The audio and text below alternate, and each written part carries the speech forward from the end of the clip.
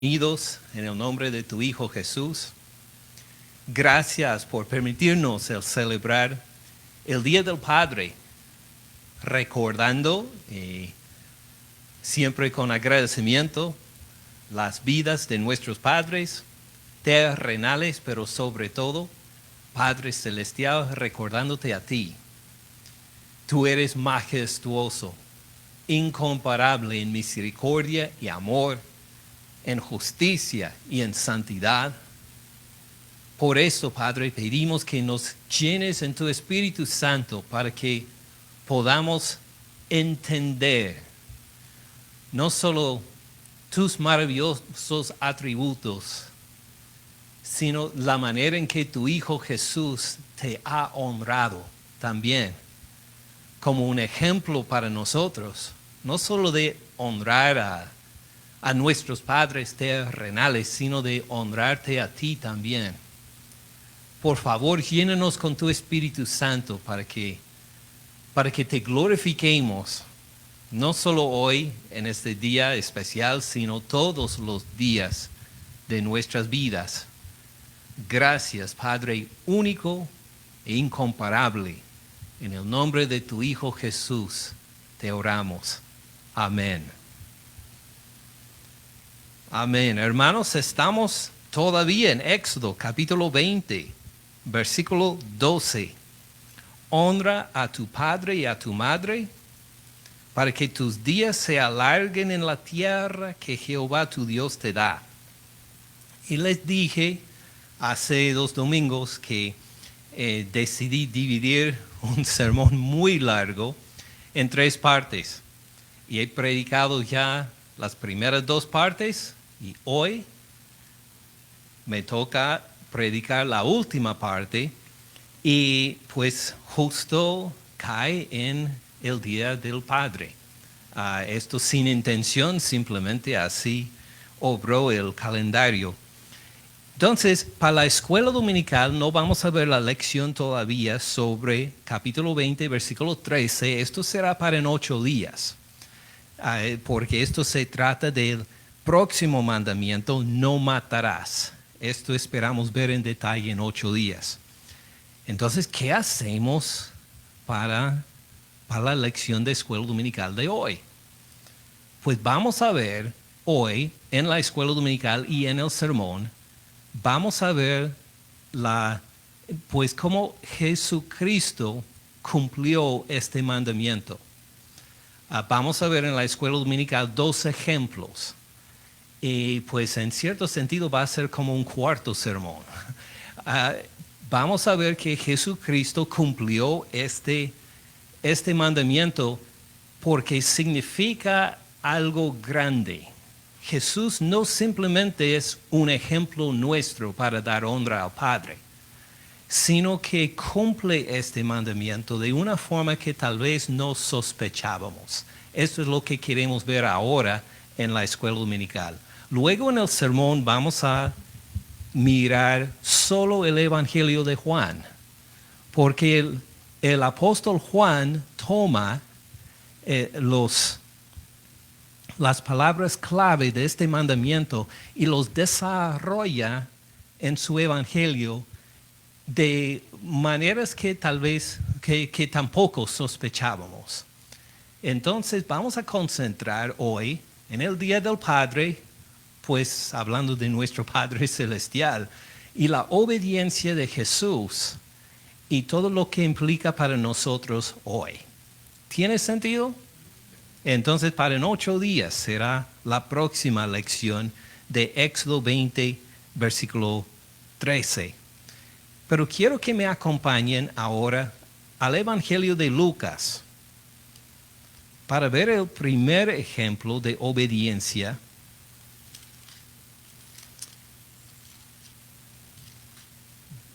de Jesucristo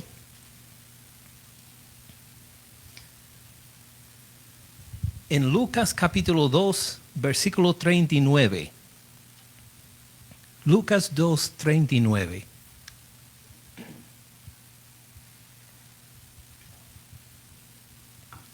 Lucas capítulo 2, versículo 39.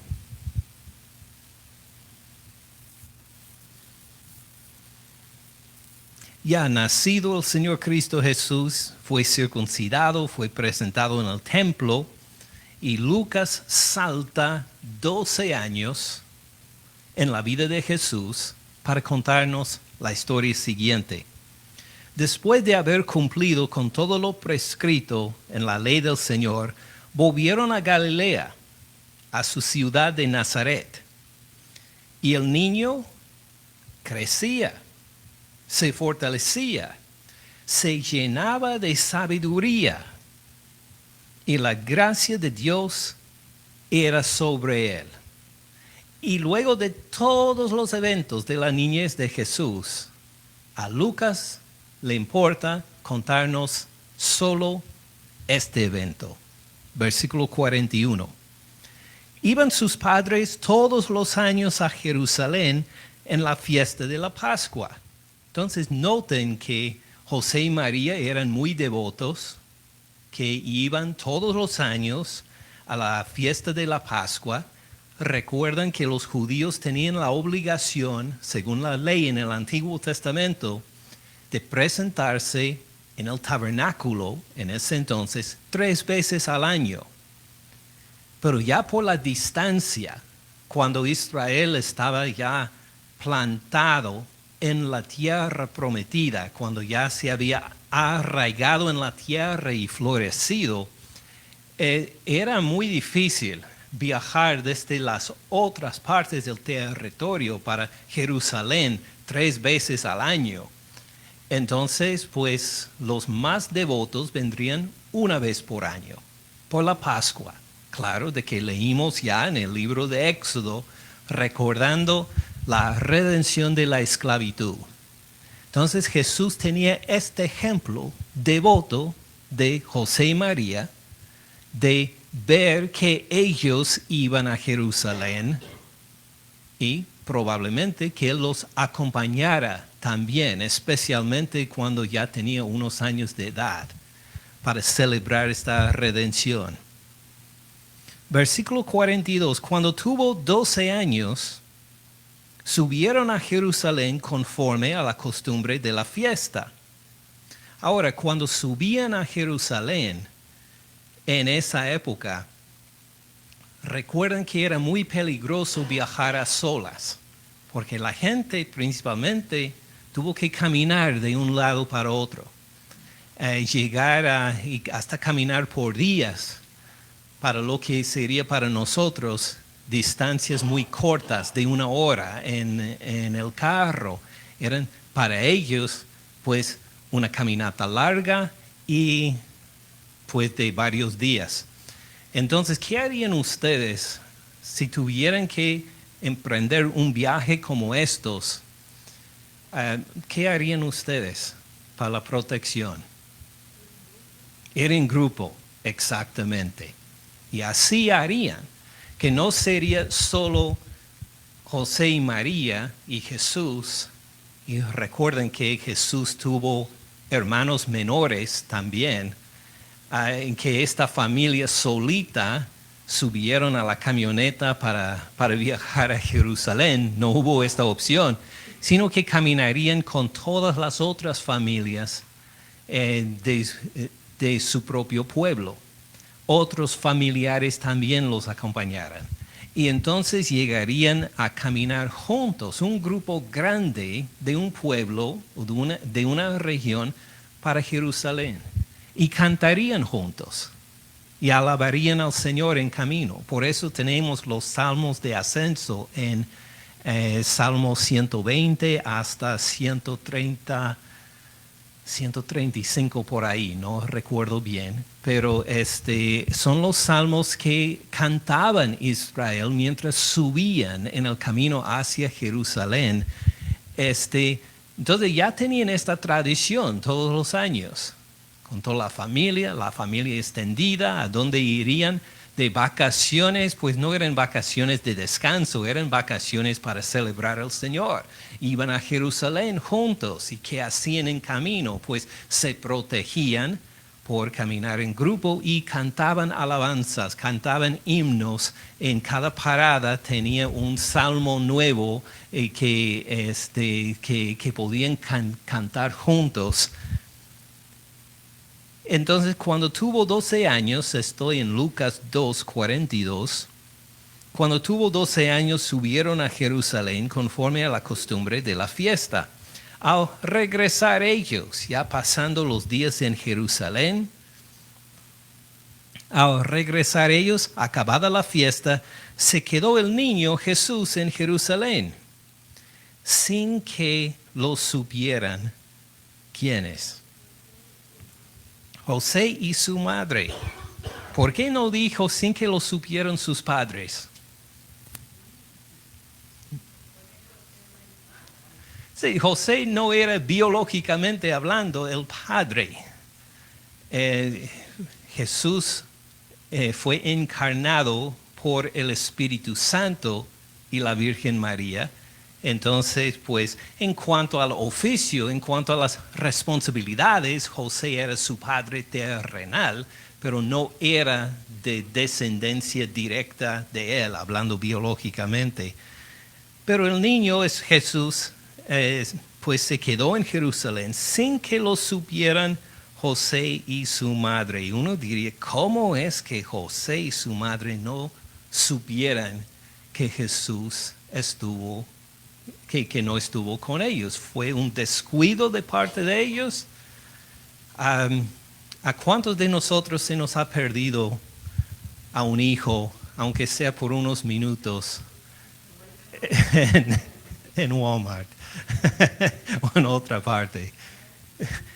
Se nos desaparecen rápido, de un momento a otro, y los buscamos y recuerdan que Jesús nunca jamás había pecado, ni una vez.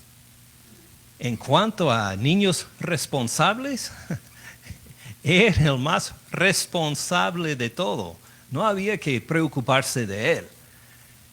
Y además con los otros chamacos, sus hermanos menores, como Jacobo, Simón, otros más.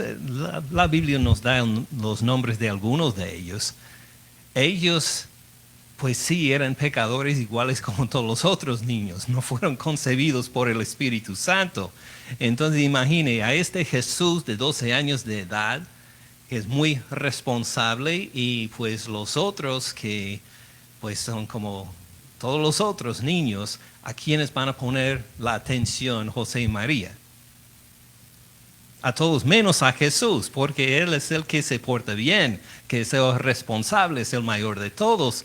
Y Él se quedó en Jerusalén. José y María ni lo sabían.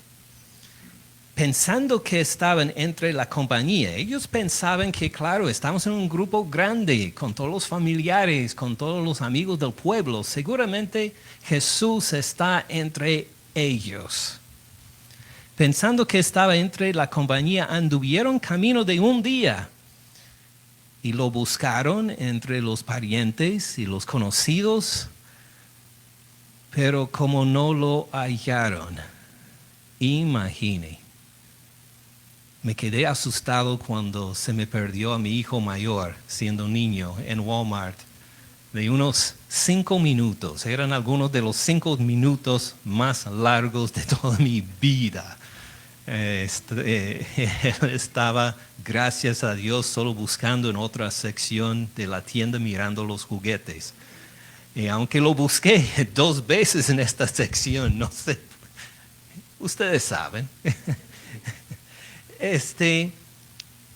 Imagine todo un día el ungido de Dios, nuestro hijo mayor. No está, ¿dónde estará? Buscándolo en todas partes, y les toca pasar otro día volviendo a Jerusalén para ver en dónde lo dejamos, dónde estaría. Y aconteció que 3 días después, se cuenta de esta forma, un día de viaje de regreso a Nazaret, Luego el segundo día de regreso a Jerusalén, ya el tercer día que ya por fin lo pudieron encontrar en Jerusalén. Lo hallaron en el templo, sentado en medio de los doctores de la ley, es decir, de los profesores más inteligentes en la palabra de Dios en esa época. Sería como si hubiera llegado a Harvard y estaba en una plática de unos profesores y estaba este niño de 12 años pues escuchando e interaccionando en las pláticas de estos profesores sobresalientes. Sentado en medio de los doctores de la ley, oyéndolos y preguntándoles. Note que Jesús no estaba enseñándoles, estaba escuchando y les tenía unas preguntas. Ellos seguramente contestaban y seguían enseñando. Estos profesores de la ley. Jesús tenía otras preguntas más que contestaban. Todos los que le oían, fíjense quién está en el centro, este niño. El niño no está enseñando, pero todos ponen la atención en este niño, porque la forma que él tiene para captar, para comprender lo que enseñan estos doctores de la ley, las preguntas que hace, demuestra que este no es cualquier niño. Y pues, porque estaban sorprendidos, se maravillaron de su inteligencia y de sus respuestas. Que de vez en cuando los mismos profesores empezaron a hacer preguntas y el niño contestaba. Y decían a la gente mayores, sus discípulos mayores, pero van a dejar que este niño de 12 años tenga una respuesta mejor que la suya. Y así respondía bien una y otra vez este niño de 12 años. Y pues aunque estos doctores de la ley eran famosos y bien conocidos en Israel, seguramente en esa época, el que tenía toda la atención era este niño de 12 años en medio de ellos, con sus preguntas y las respuestas que les hacían. Es que, igual como nosotros, estos doctores de la ley y los otros que asistían nunca habían conocido a nadie sin pecado. Y este niño no tenía ningún pecado. O alguien diría, mire, ¿qué sentido tiene este? Sí, sabemos que Jesús nunca había pecado, pero pensamos a veces que el pecado solo afecta nuestras acciones. Pero el pecado afecta nuestra forma de pensar también. No pensamos correctamente por causa del pecado. Nunca hemos pensado 100% correctamente y bien en todas nuestras vidas, porque el pecado afecta nuestra forma de pensar también. Sí, el pecado afecta no solo nuestras acciones, sino nuestra voluntad. ¿Alguna vez ha querido hacer lo correcto y no lo ha hecho? Es por el pecado. Afecta nuestra forma de pensar, nuestra inteligencia, nuestra lógica, nuestras emociones. ¿En alguna ocasión se ha gozado por el pecado? Esto está contra Dios. Pero es uno de los impactos del pecado. Nos gozamos en las cosas de que no debemos gozar y nos aburrimos de las cosas de que debemos gozar. El pecado afecta nuestras emociones, nuestra voluntad, nuestra memoria, nuestra forma de pensar. Pero este niño de 12 años de edad, en él no hubo pecado. Sus emociones eran perfectamente, estaban siempre de acuerdo con la situación, de acuerdo con la palabra de Dios.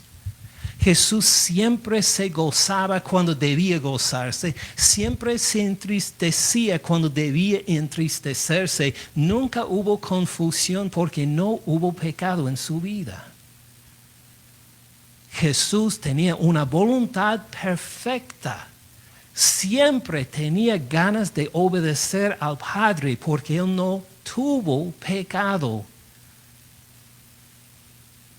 Y su inteligencia, nunca hubo fallo de lógica de parte de Jesús. Lo que le enseñaba a él la podía captar perfectamente. Porque él no tenía pecado.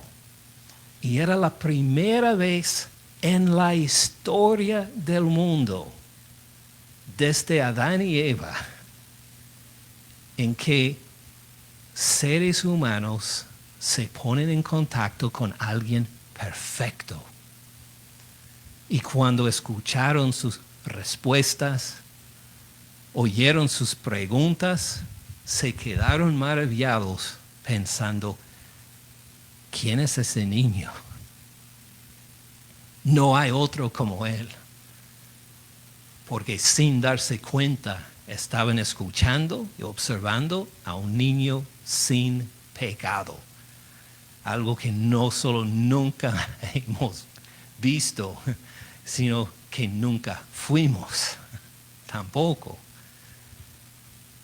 Aconteció que 3 días después lo hallaron en el templo sentado en medio de los doctores de la ley, oyéndoles y preguntándoles. Todos los que lo oían se maravillaban de su inteligencia y de sus respuestas.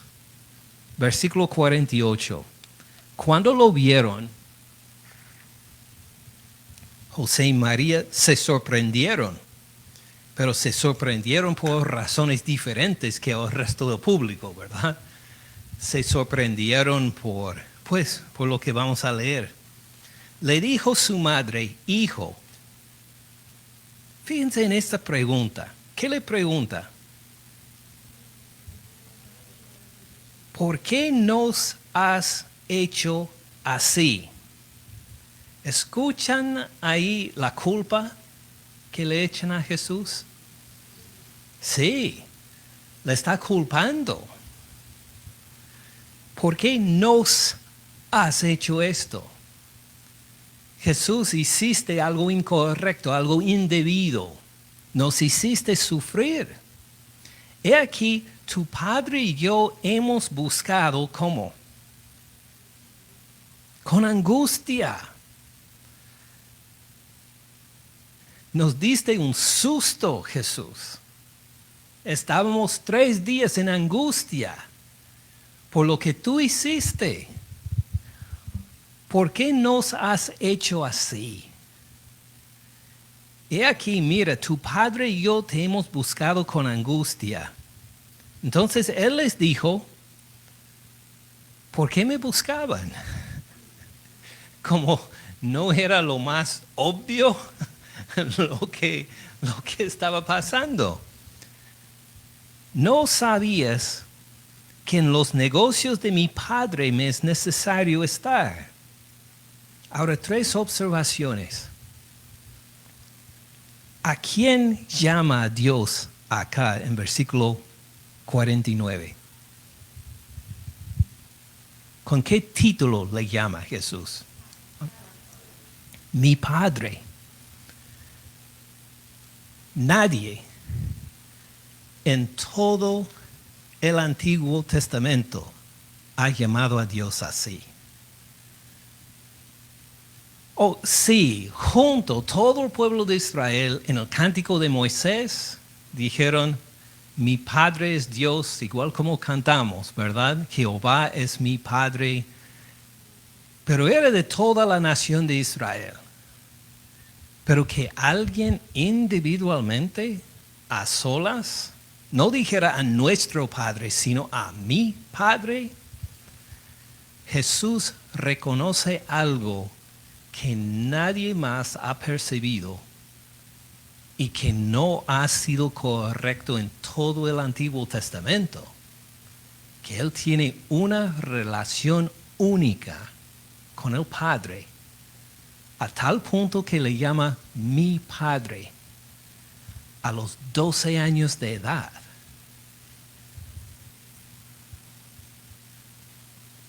Ahora, en el versículo anterior, ¿cómo hizo referencia María a ella y José en relación con Jesús?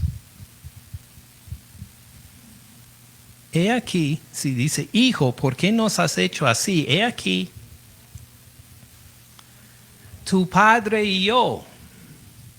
Ahora, es que a ella se le olvidó de todo lo con el Espíritu Santo de Lucas capítulo 1 y que fue... No es que se le olvidó esto, sino que cómo ha servido José durante todos estos años, como el Padre terrenal de Jesús. Entonces María está bien en decir, tu Padre y yo.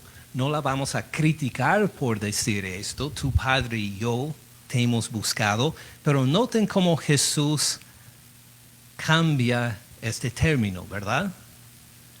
Oh, sí, José es su padre, en cierto sentido que sí. Pero su Padre verdadero es el Dios mismo. Mi Padre, hablando con Dios, Jesús reconoce que hay alguien superior en su vida que su Padre terrenal. Y no en el sentido en que nosotros podemos decir que sí, hay alguien más importante que mi Padre terrenal. Mi Padre es Dios. Jesús dice lo mismo, pero de una forma muy diferente que la nuestra, porque Él es el Hijo de Dios. Nosotros somos hijos adoptados de Dios en Cristo Jesús. ¿Por qué me buscaban? No sabían que en los negocios de mi Padre. Ahora, ¿ven dónde dice los negocios de mi Padre? ¿En qué piensan ustedes cuando escuchan la traducción los negocios de mi Padre? La profesión, los negocios, la forma de sostenerse tal vez, la compañía familiar. En realidad, esta traducción no es una incorrecta ni mala, pero lo que significa es que estoy en, primero que todo, la casa de mi Padre. Lo explico de esta manera. Sería como decirlo en español, si uno lo lee en el griego, sería algo como, no sabían que en lo de mi Padre me es necesario estar. Que hay un lo indefinido. Ahora, ¿qué significa este lo? Refiere al lugar, porque está hablando en dónde estuviste, pues estuve en, primero el lugar, el templo, en la casa de mi Padre. ¿En dónde me voy a quedar en Jerusalén? Sino con mi Padre. Pues si nuestros hijos viven en otra ciudad y vuelven a visitarnos, los vamos a hacer alojar en un hotel. No, ¿dónde se van a alojar? La casa nuestra, porque somos los padres, ¿verdad? Entonces Jesús, pues, en un sentido refiere a esto. Estoy en la casa de mi Padre. ¿En qué otro lugar me voy a quedar? Pero en donde está presente el Padre, tiene aún más importancia. Donde mi Padre está presente, donde mi Padre está enseñando, donde mi Padre está morando en poder en el templo. Claro que voy a estar en ese lugar. Está en su salsa, está en la presencia del Padre, está en su casa, está en lo de su Padre. Así que no es tanto los negocios de mi Padre, tanto como todo lo que es la presencia, la casa, el hogar de mi Padre, en esto estoy. Y no solo esto, no sabían que en los negocios de mi Padre, ¿cómo describe su estancia allá? Me es necesario estar. Está bajo obligación. No es que Jesús pensó, quiero hacer unas travesuras para molestar a mis padres. ¿Qué hago? Sé lo que es. Cuando regresen para Nazaret, me voy a quedar acá en Jerusalén. Les voy a dar un susto, esto va a ser divertido. No, esta no fue la idea de Jesús, sino que tenía la obligación impuesta por su Padre Celestial de mantenerse en el templo durante estos días, de escuchar esta enseñanza, de hacer preguntas y de responder. Le era necesario. Habría sido una desobediencia a su padre el volver con ellos a Nazaret, porque su padre, por lo menos en este momento, le obligó a quedarse en el templo. Imagine esta respuesta. Y si estuviéramos nosotros, sabríamos exactamente cómo responder a Jesús, ¿verdad? En versículo 50. Mas ellos no entendieron las palabras que les habló. Aún María, sabiendo toda la historia de la encarnación por el Espíritu Santo y quién era Jesús y las expectativas de Dios, aún ella, sabiendo todo esto, no entendió lo que dijo Jesús. Pero lo más sorprendente de este relato hasta ahora no es solo la percepción y la sabiduría de Jesús, su inteligencia sin pecado, su obediencia al Padre. No solo esto, sino lo que me sorprende más que todo es el versículo 51. ¿Qué hizo Jesús? Descendió con ellos, volvió a Nazaret, estaba sujeto a ellos. ¿Quién entendía toda esta situación? Jesús. Porque José y María no entendieron sus palabras, según el versículo 50. Jesús era el más inteligente acá. Jesús era el más sabio. Jesús era el que obedeció perfectamente al Padre. ¿Y qué hizo? Se sometió a dos personas que sabían menos que él. Impresionante. La humildad que tiene Jesús acá. Él sabe mejor que ellos. Él puede haber dicho, mire, ustedes son dos simples criaturas. Yo soy el verbo de vida. Yo sé más que ustedes. Mire, yo voy a mandar. Confíen en mí. Yo les voy a decir qué hacer. Jesús no dijo ninguna palabra para responder mal a ellos, sino que se sometió. Se sometió a su dirección, honrando a sus padres terrenales, aunque él sabía mejor que ellos cómo él debía obedecer a Dios. A esta honra y humildad que encontramos entretejido en este versículo, que es algo lindo de nuestro Señor Cristo Jesús.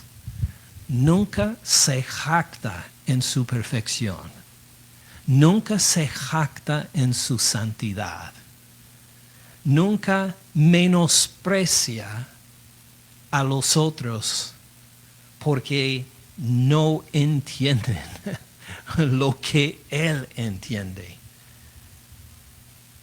Descendió con ellos, volvió a Nazaret y estaba sujeto a ellos, y su madre guardaba todas estas cosas en su corazón. Aunque no entendía ella esta respuesta de Jesús, la guardaba en su corazón de todas formas. Igual como nosotros, cuando hay algo en la palabra de Dios que no entendemos, ¿qué debemos hacer? Guardarlo en el corazón, pedir sabiduría de Dios, seguir orando de ese versículo difícil, según estudiándolo, dejar que pase el tiempo mientras la meditamos más. Así hacía María también, guardando en su corazón todas estas cosas, para luego, algún día, si Dios permite, entenderlos. Mientras tanto, versículo 52, Jesús crecía en sabiduría, en estatura y en gracia para con Dios y los hombres. Jesús hizo lo correcto, fue bendecido por Dios. Entonces, ¿qué encontramos en cuanto a honrar a nuestros padres según este ejemplo de Jesús? ¿Que la honra a nuestros padres? Sí, ¿qué iba a decir?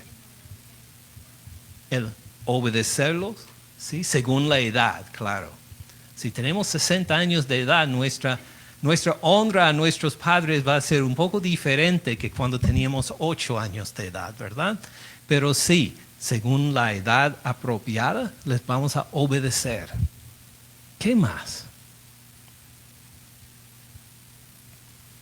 Recuerden esta humildad entretejida con la honra.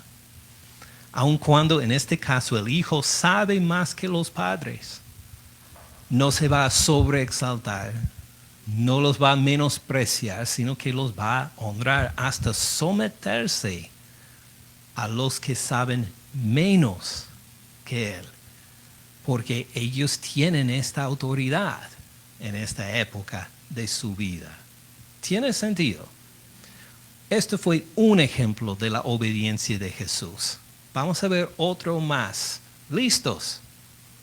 Esto fue mucha concentración. Así que vamos a hacer este segundo, tal vez un poco más rápido. Miremos Mateo capítulo 3. Mateo 3, versículo 16.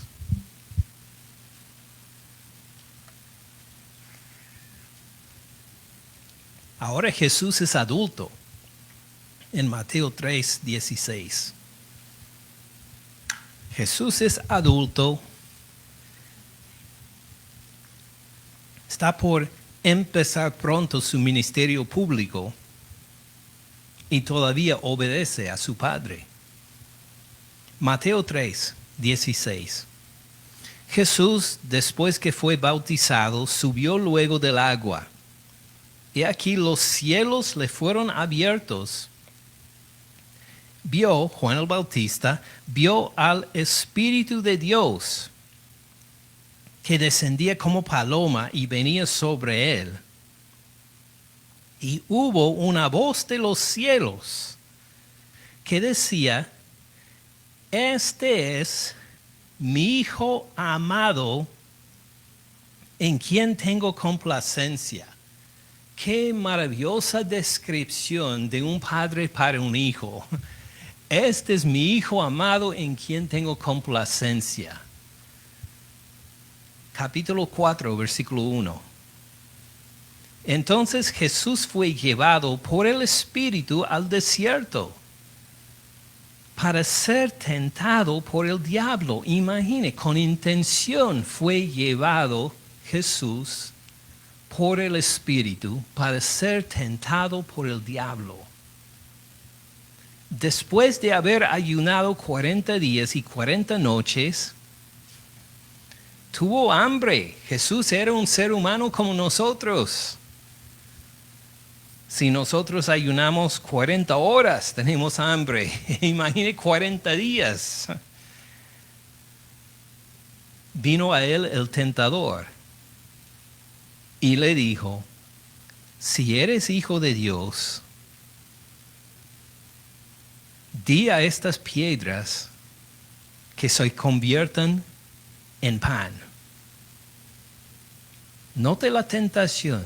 Si es el Hijo de Dios, ¿qué hizo Dios para cierto pueblo que encontramos en el libro de Éxodo, en el desierto cuando tenían hambre? Les dio maná. Si Él es Hijo de Dios, seguramente puede hacer algo parecido, ¿verdad? Pero no será la provisión de pan para una multitud, solo la conversión de unas piedras en panes. Algo muy fácil. Cualquier hijo de Dios debe ser capaz de hacer tal cosas y pues tiene hambre. ¿Cómo fue caracterizado el pueblo de Israel la primera vez que llegó el maná?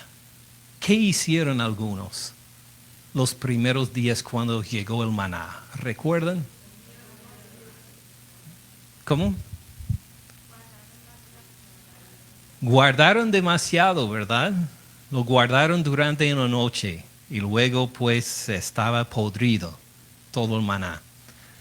Y luego pues cuando ya por fin entendieron, que sí, vamos a consumir todo en un día y luego va a venir el maná nuevo el día siguiente, ¿qué más tuvieron que aprender?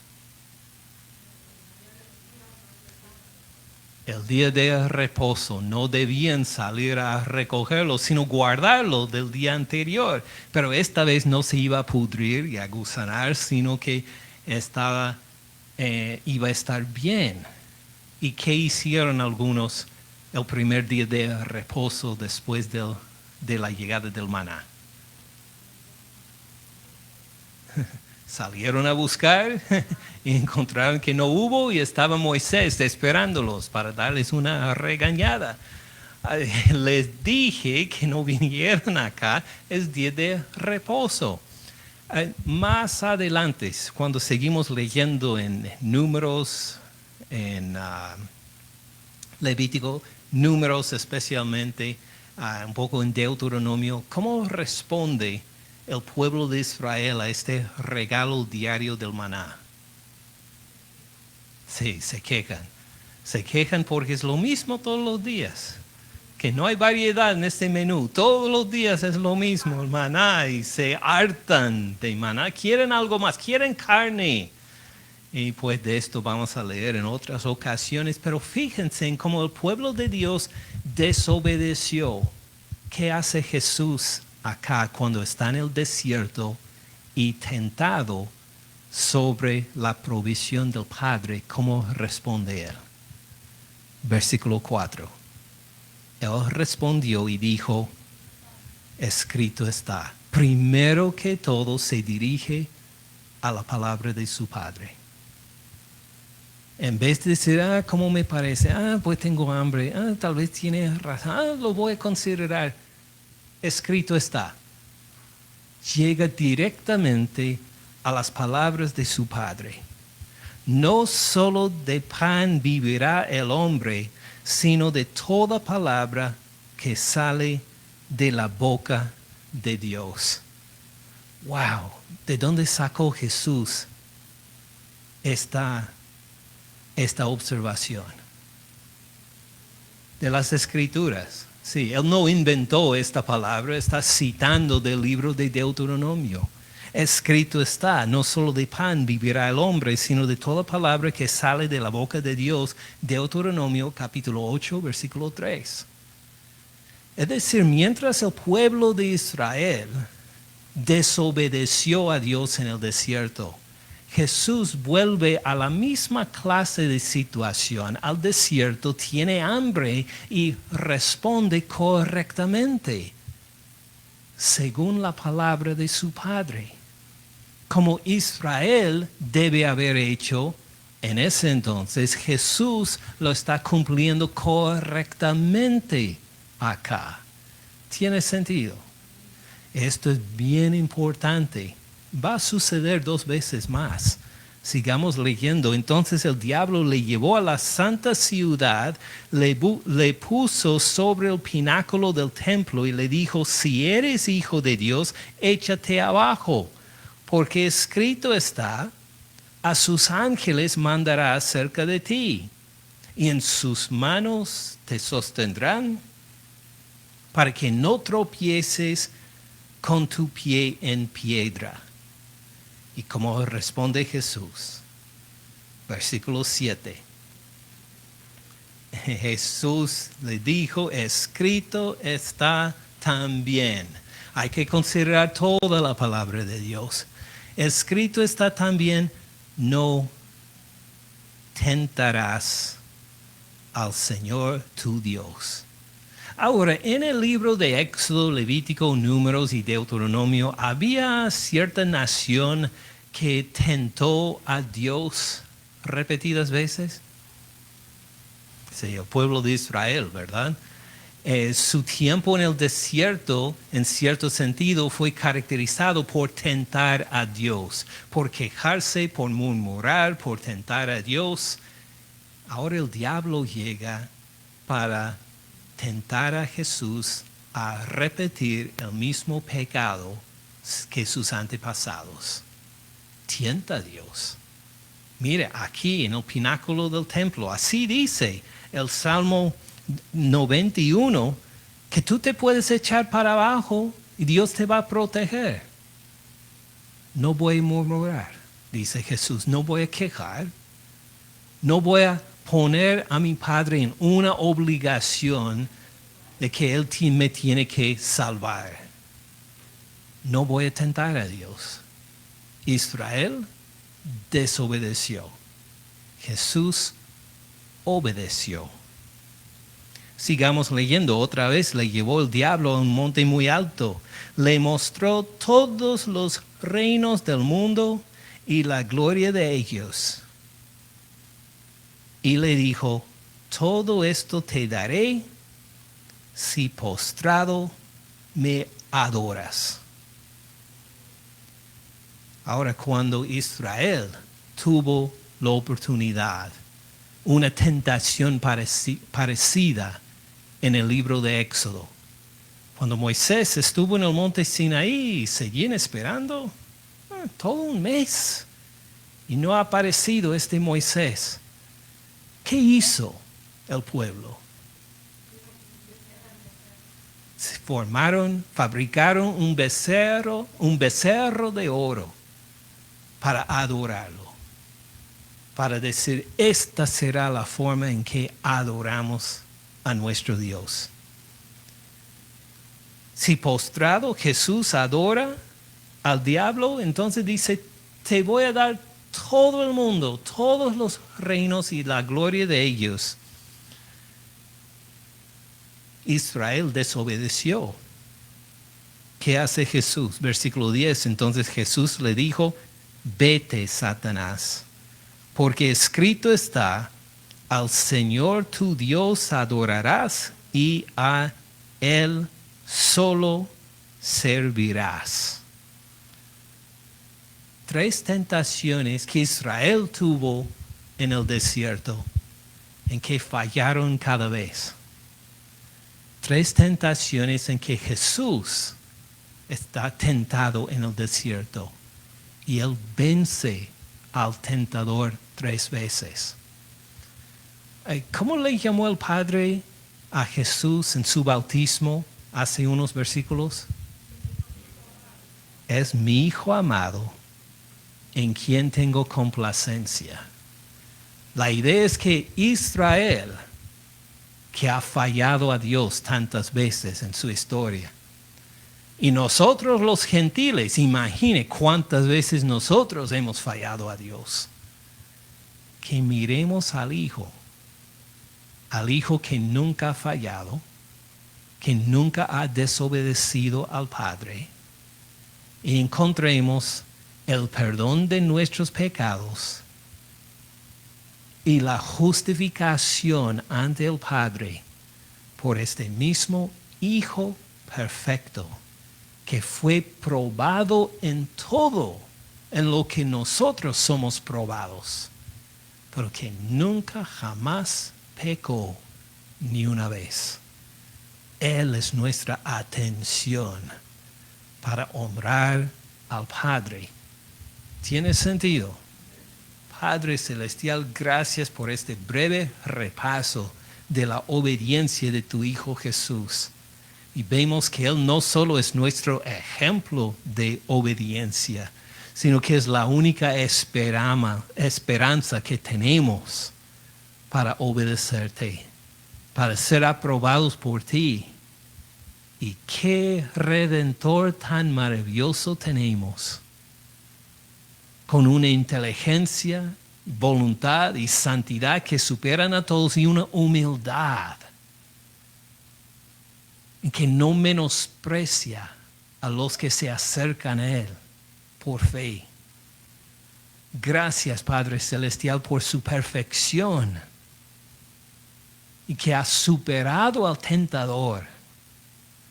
Gracias porque Él es nuestro Redentor, el que fue a la cruz para morir por todos nuestros pecados y ofensas y desobediencia a ti. Y qué Redentor más perfecto tenemos, tu Hijo amado, en quien tienes complacencia. Oh Padre Celestial, ayúdanos, por favor, a tomar siempre decisiones de acuerdo con tu voluntad en Cristo Jesús, para la obediencia a tu palabra. Es en el nombre de Él que oramos. Amén. Gracias, hermanos, por su atención. En 8 días volvemos a la rutina normal de nuestras lecciones de escuela dominical.